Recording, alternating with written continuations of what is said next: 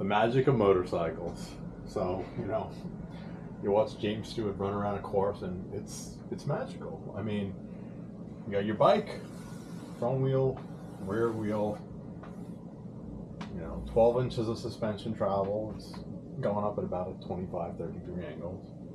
Follow the swing arm travel in the back, something comparable.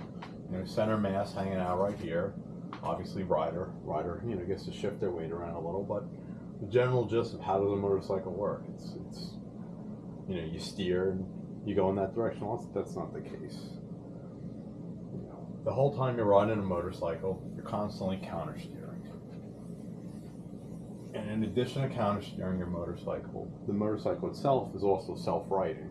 So anytime if you're watching, let's say the Isle of Man is a good example. I'll do a top view of a motorcycle. And essentially, that's your front wheel, moving in that direction. Here's your rear wheel.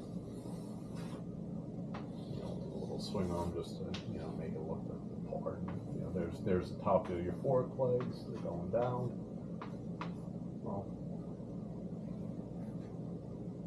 obviously the center of both tires, contacts the road right in the center of the tire. But if you look at the forks on the motorcycle, now we'll do a little bit of a side view. The way the forks on the motorcycle work is there's an angle, you have your head set, and usually the forks legs are offset a little, but it doesn't really matter whether it's the offset or the angle for what we're talking about. At the end of the day, when you run a imaginary line through that head tube, it's always going to strike the ground somewhere in front of that contact patch. So almost like a shopping cart wheel with a caster wheel. When we think shopping cart wheels, we think of them, that wheel spinning wildly, but we'll get to why the shopping cart wheels spin wildly. The reality is when you have a shopping cart wheel and, it's pivoting, behind, that pivot that it spins on, it follows. So most of the time, if you're on a shopping cart and you're on a nice flat section of road, or you're in the store, the front wheels are always going where you want them to go. Now, we think of the errand case where the front wheel spins wildly, but the reality is most of the time a shopping cart wheel, it follows. It doesn't spin wildly. If it maintains contact with the ground, it does its job just fine. Front wheel of the motorcycle is the same way. But there's an added element to that on the motorcycle. Not only does the front wheel following, keep it so it doesn't spin wildly, it also, when you lean the motorcycle over, so now we'll do a view essentially from, if you were, in the middle of the motorcycle frame, basically, where I guess the oil filter is on a lot of bikes, right? On a 4-cylinder bike, you'd be right below the head tube, below the cylinder head looking forward at the front wheel. Well, if that's where you're looking, right? So you're sitting here, the fork legs are there.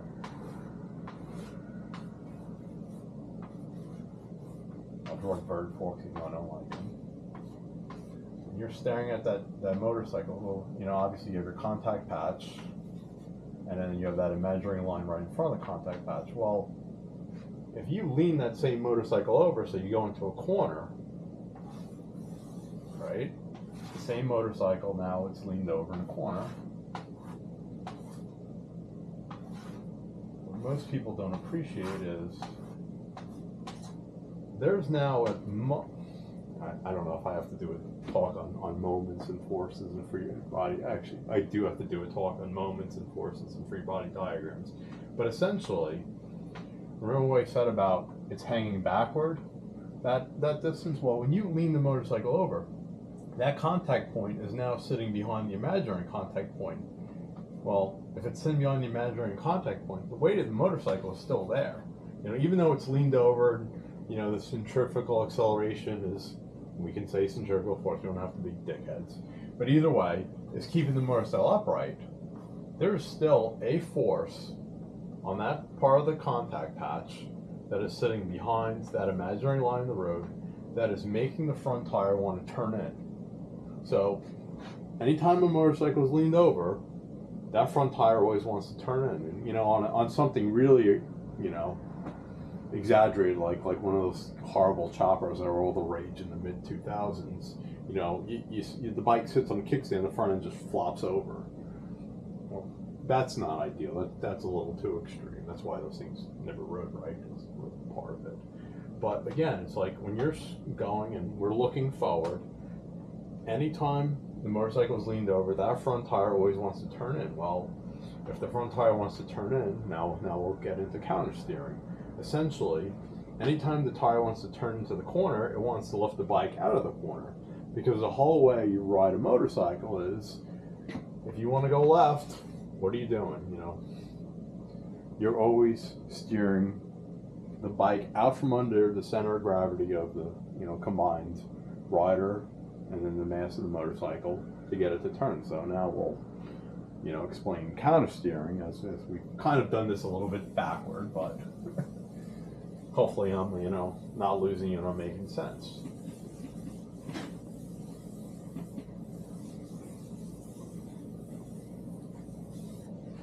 Again, now we'll look from the back of the motorcycle. So the back of the motorcycle is, here's your motorcycle, here's the back of the swing arm, you know we'll put a fender of sorts on the back, or a seat, you know, there's a little seat. We're looking from the back, and, you know, we'll do a little tank on there, and, you know, some handlebars. So you look from the back of the motorcycle, and, you know, a little fan, you know, we'll go all out. Well, anytime, you know, the rider's now on the motorcycle, you know, happy rider, you know. Well, there's a center of gravity of the whole assembly, right? So we'll say the center of gravity is right here. There's your CG. The way a motorcycle works, God, this is ugly and hideous, but essentially you have your center of gravity of the motorcycle, and then you have your contact points, you know, where it hits the ground. Well, you know, the front of the motorcycle is in front, and, you know, the rear tire is behind. If you turn the front wheel, so, you know, the front wheel will, we'll do the front wheel will have dotted lines. If you turn the front wheel of the motorcycle, you know, what you're doing is you're essentially driving the front of the bike out from under the rear. As you drive the front of the bike out from under the rear, well, obviously, just like, you know, a trailer behind a car, you know, the trailer behind the car always, you know, follows the front of the car. So, you know, the car goes this way, the trailer's going to follow. And, you know, it takes some time to catch up, which is why shorter bikes handle more aggressively than longer bikes. But it does get there, you know. Same thing why shorter trailers are harder to drive, because they whip around on you, and longer trailers are more stable. Well, you steer out from underneath the CG. Well, if you drive the contact patch out from the CG, well, the whole motorcycle then leans over, because the front tire and the rear tire follow each other, and now you're leaned over, and, you know, the whole thing basically rotates around the CG.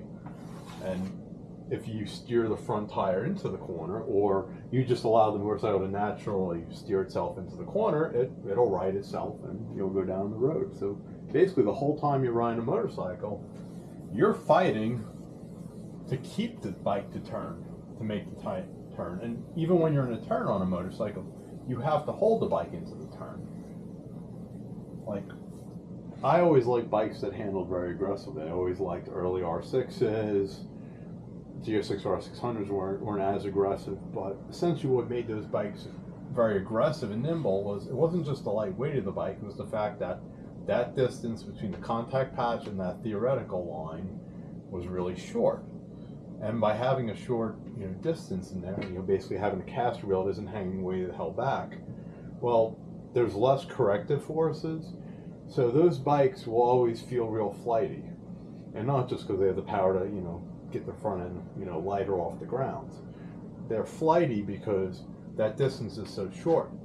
But the advantage of that is when you're leaned over, the bike isn't trying to right itself, so it's easy to stay in the corner. It doesn't take a lot of steering effort.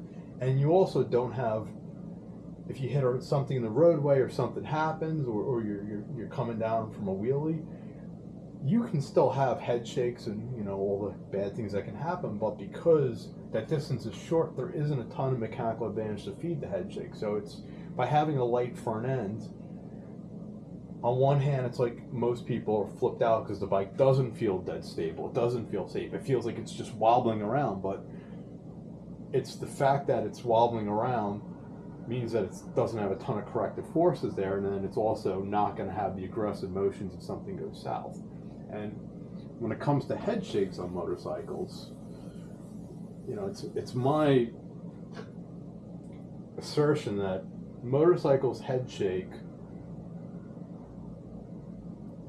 well, there's two reasons. I mean, if you come down from a wheelie and the tires, sideways, obviously it's going to go, again, it's like that contact patch is here, this theoretical, center on the roadway where it's moving. Well, you come down sideways, it's going to spin that front tire the same way, and then it's going to want to, go back and forth.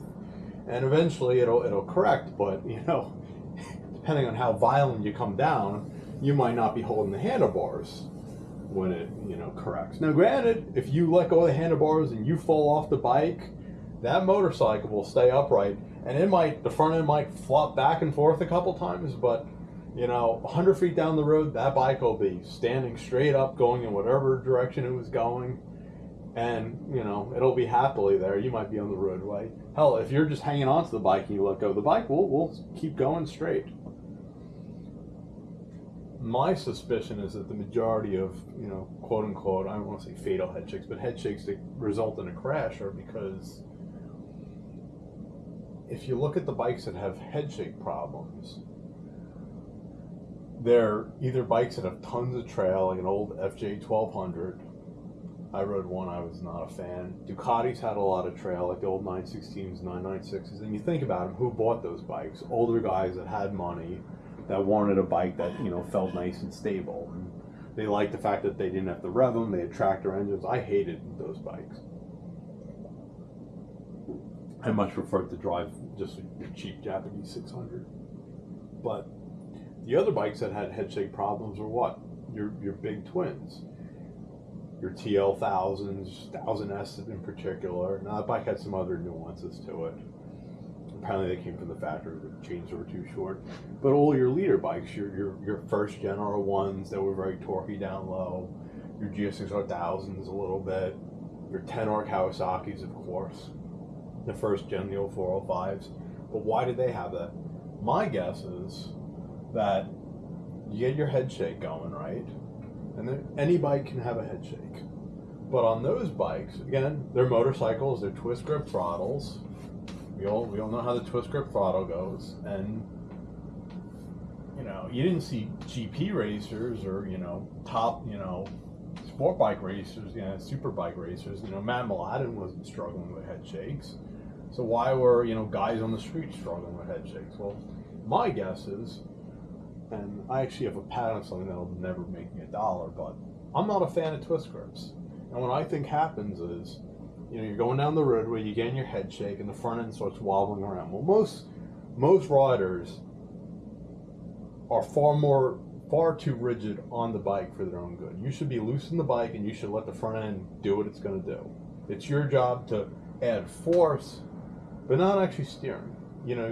When you ride a motorcycle, you shouldn't be steering the bike. You should be using the force to dictate where the front end's going to go. Not physically, it's not a car. You don't actually drive it where you want it to go. You use force to get the bike to follow and go where you want it to go. There's some nuance to it. It's more like riding a horse than, an exact process where you turn the wheel in a car and that's where that front tire is. And unless it breaks traction, it's going exactly there, minus slip angles. So as you're riding the motorcycle and you get into this funny front end, well, if your hand is real rigid, well, it's going to, turn the throttle on and off. Well, if that harmonic of you turning the throttle on and off, you got two things that can happen. First of all, as you turn the throttle on and off, you're getting on and off the gas. Well, as it wobbles back and forth and you get on and off the gas, that front end is bouncing on and off the ground, so it's getting traction, losing traction, getting traction, losing traction. You can have a harmonic, and I guess I'm going to have to talk about harmonics, that feeds itself. So it's like every time the front end comes down sideways, it wobbles back, your hand gets it, adds throttle, it lightens the front end so it spins wildly, and then when it comes down, the same thing happens. Well, if those harmonics hit each other, you're going to go completely out of control. And when you think again, the bikes that have this problem are the bikes that make lots of low end torque, because this happens. Now, when you're going really, really fast, if you're going, at 120, there's so much momentum in that front end, in the front tire, that it's never going to really wobble wildly back and forth, just because it has that much. Why am I blanking on? Not inertia, but the rotating mass, gyroscopic effect. There we go. It has so much gyroscopic effect. It's just like me, trying to push a 1,000-pound boulder. It doesn't matter how much I push it. It just has that much mass, that it's just not gonna, move around. But at slower speeds, this is what happens. And when I say slower speeds, I mean, I'm still saying like this can happen at 75 miles an hour. It's all how violent is it and how much torque does that bike have to lift the front end. I mean, the leader bikes can still lift the front end at 100 miles an hour just on the throttle. So, but that's why you see more with the higher horsepower bikes. It's your throttle hand is feeding the harmonic itself, and that's one of the reasons why guys go, if you just slam on the front brake, it'll make it go away, and it actually, in some cases will, because you're putting the weight on the front end. And again, remember that caster wheel on the shopping cart. Shopping cart caster wheels only spin around when they lose traction. So it's like when the shopping cart is either starts off kind of catty-wamper, and one wheel's on the ground and one isn't, or it's tipping back and forth like a table at a coffee shop that spills coffee, and that's where you get that problem. So I actually years ago patented an alternative thumb throttle for motorcycles and dirt bikes, and it was not appreciably different than what's on an ATV. Your ATV throttle is basically, it hangs out below, goes a little bit in front of the bars, and you kind of hang out there, and your thumb's away. And what I came up with was, and, I ran these on all my bikes, dirt bikes, street bikes, was essentially, I'll look from the top view down. That's probably the best way to draw it. But basically what I did was, there's your throttle pad, and you could either have a linear actuator, but a lot of the ones I had were just pivots. But essentially, the advantage was your hand is, your thumb is always under the bar. It's moving, the throttle, in such a way that it's always kind of underneath the bar, and you have the advantage of you have a better grip on a better way to grip the handlebar. It's a little more comfortable, and you also have a built-in cruise control because, on a motorcycle, you're not going out for a half hour in an ATV. You're going out for hours. So by having it, situated over here, essentially as you grip the bar, just the friction of the bottom of your thumb on the rubber grip is enough that it basically pinches your thumb, and you're not constantly having to work to hold the throttle blade open.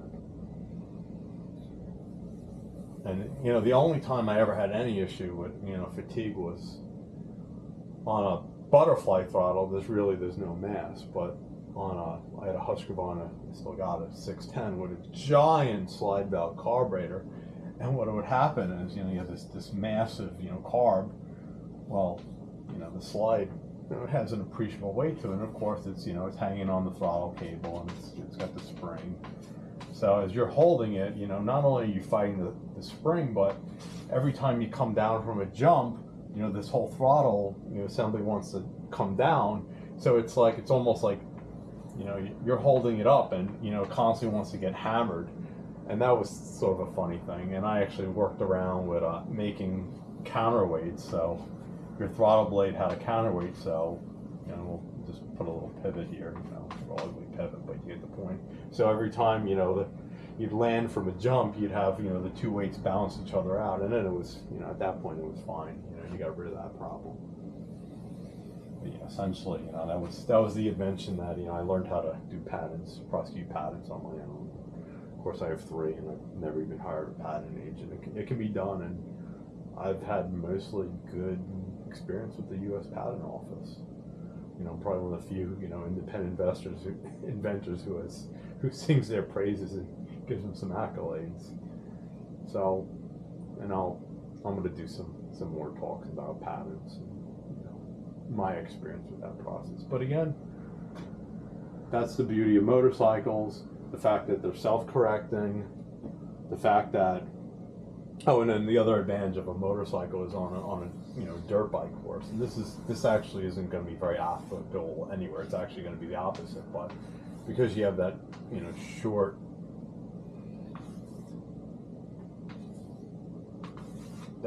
wheelbase, when you're running a real rugged course and you're following loops and whatnot, the dirt bike, because it's so tight, will actually follow the terrain and pitch down and pitch up as it goes over the course, which is advantageous. Now on the boats, we're actually going to look for the opposite.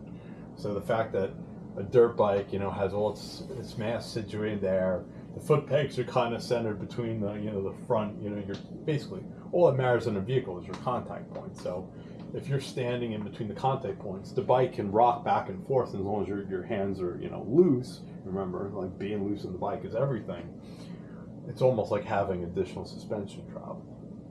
Where when we get into some of the marine designs, we're going in the other direction. But the fact that a bike just rocks and you can just kind of just hold it pinned, and it's gonna find its happy place. I mean, same thing when you're going through little loop sections. That bike will just run through the loops, and as long as you stay on the gas and don't do anything stupid, it'll figure it out. It's like the top guys, they're not steering the bike on the loop. They just have the balls and the confidence to just hold it pinned.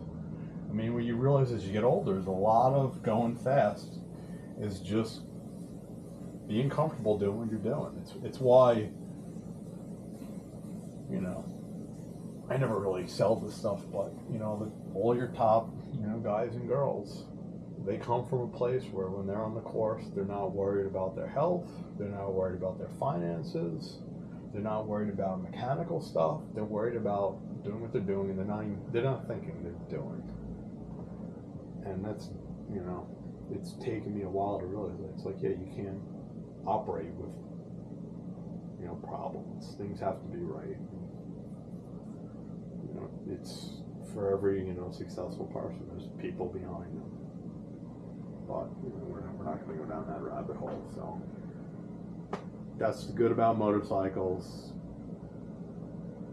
We'll bring up the bad in another video. Bye, guys.